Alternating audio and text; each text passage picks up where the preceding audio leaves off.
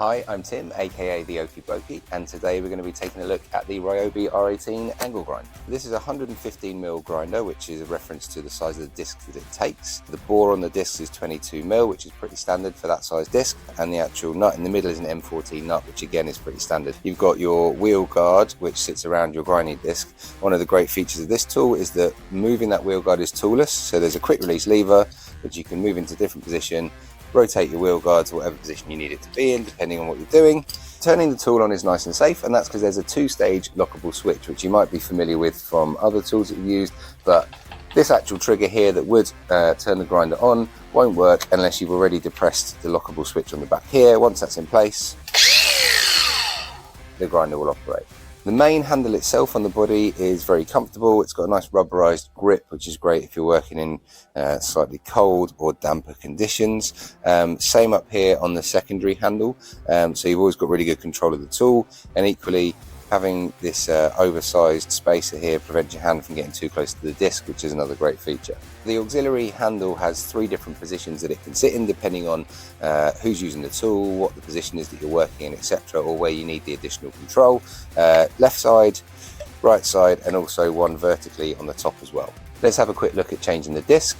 I've got my locking switch here, so I'm going to rotate the disc until that's not moving anymore, take the supplied wrench, drop that into the lugs on the nut, spin that off, and then the disc is out nice and fast like that, ready for a new one to go back in. The grinder itself is a super versatile tool, can be used in a number of different applications provided you've got the right disc. So that might be cutting, it could be sharpening, it could be rust removal or paint removal, it could even be things like carving or finishing, just depending on what type of discs you've got installed on the grinder at the time. I've just popped a vise on the bench and I've got a bit of steel in there.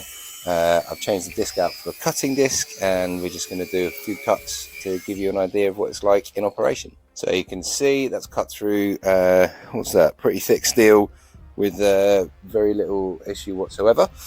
In conclusion, what do we like about this tool? Well, it's very, very simple to operate, and it's very, very simple to use. The toolless disc guard is a great feature. It makes that process a lot faster and saves you having to dig around for screwdrivers and keys, etc., to unlock that.